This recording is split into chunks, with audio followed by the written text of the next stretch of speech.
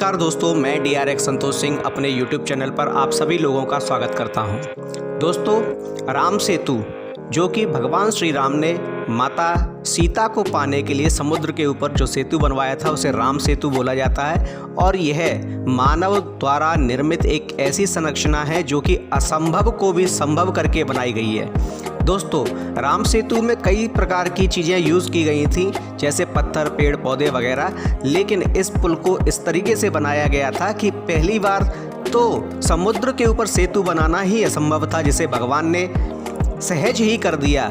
और इसके अतिरिक्त पत्थर को पानी पर तैराना भी एक बहुत बड़ी कला है, जो कि बहुत ही पुरातन और हमारे भारतीय विज्ञान को दर्शाती है कि हमारा पूर्व का भारतीय विज्ञान कितना सुदृढ़ था, कितना समर्थ था कि उसने पत्थर को भी पानी के ऊपर तैराकर पुल का निर्माण कर दिया, वो भी समुद्र के ऊपर।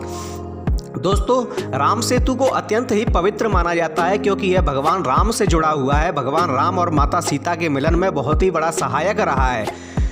राजा राम की, भगवान राम की सेना को पार उतारने में इस सेतु का बहुत बड़ा योगदान रहा है। लेकिन दोस्तों, आप इस सेतु के बारे में कुछ रोचक बातें नहीं जानते होंगे जो हम आपको आज बताते हैं।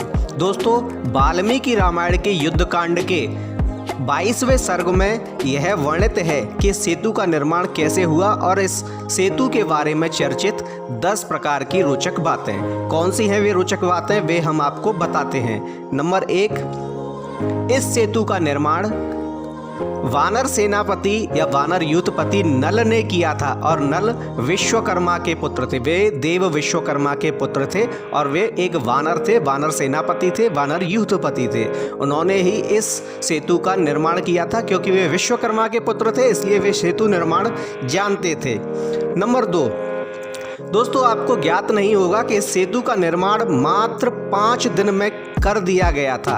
यानी नल इतने समर्थ थे कि उन्होंने समुद्र के ऊपर सेतु को सिर्फ 5 दिनों में बनाकर तैयार कर दिया था और पूरी सेना 5 दिन बाद समुद्र के पार चली गई थी। नंबर 3, इस सेतु का निर्माण पहले दिन 14 योजन, दूसरे दिन 20 योजन, तीसरे दिन 21 योजन, चौथे दिन 22 योजन और 5वें दिन 23 योजन करके 5 दिन में 100 योजन लंबा पुल तैयार कर दिया गया था। नंबर 4, इस पुल को बनाने में सिर्फ शिलाखंड या पत्थरों का ही नहीं अपितु पेड़ और पौधों का भी उपयोग किया गया था और पेड़ पौधे भी जो कि बड़े बड़े और फल और फूलदार थे, ऐसे पेड़ों का भी उपयोग किया गया था। नंबर 5, इस पुल को बनाने के लिए ताड़, अनार, नारियल, कत्था, बहेड़ा, साल, साखू, अश्वकर्ण, अर्जुन, नीम, आम, मौलगिरी, अशोक इत्यादि पेड़ों का उपयोग भी किया गया था। इसके अतिरिक्त फूलों वाले और फले हुए कन्नेर के पेड़ों का भी उपयोग इसमें किया गया था। वानर युद्धपति जो कि अत्यंत ही भीमकाय थे, वे दूर दूर जाकर उन बड़े बड़े शिलाखंडों को और बड़े बड़े पेड़ों को उखाड़ कर लाते थे और उनसे वानर सेनापति नल ने इस सेतु का निर्माण किया था। यानी कि सिर्फ पत्थर ही नहीं अपितु पेड़ और पौधों का भी उपयोग किया गया था। नंबर 6, इस सेतु की लंबाई 100 योजन थी।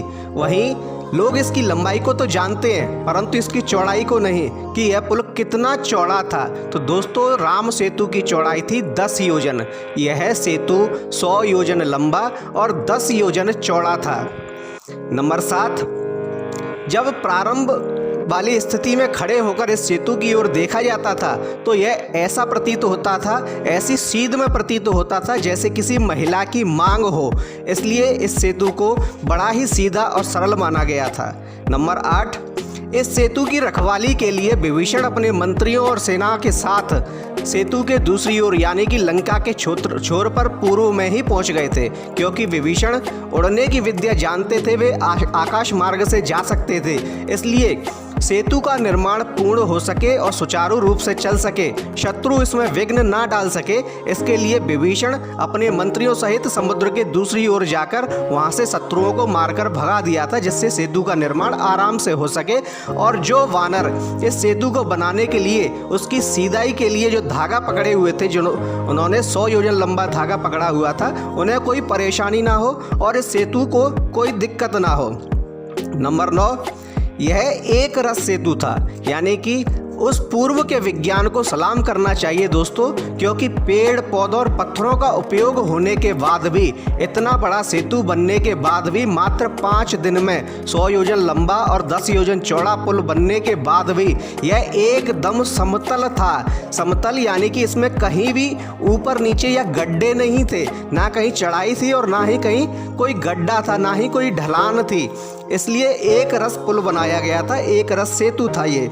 नंबर 10, जब भगवान श्री राम लंका को जीतकर वापस लौट रहे थे, तब विभीषण ने उनसे यह बोला था कि प्रभु, इस प्रकार तो लंका में कोई भी आक्रमण कर सकता है, तो कृपया इस सेतु का उपाय कीजिए। तब भगवान ने अपने पैर के अंगूठे से इस सेतु को दबाकर पानी के तनिक भीतर कर दिया था, जिससे किसी भी प्रकार का बाहरी शत्रु का आक्रमण ना हो सके। ऐसी यह लोक मान्यता है। दोस्तों, अगर आपको हमारी ये बातें अच्छी लगी हैं तो कृपया हमारे वीडियो को लाइक कीजिए, शेयर कीजिए, कमेंट में जय श्री राम अवश्य लिखिए और साथ ही अपना समर्थन दिखाइए। हम ऐसे ही वीडियो आपके लिए लाते रहेंगे। धन्यवाद। जय सिया राम।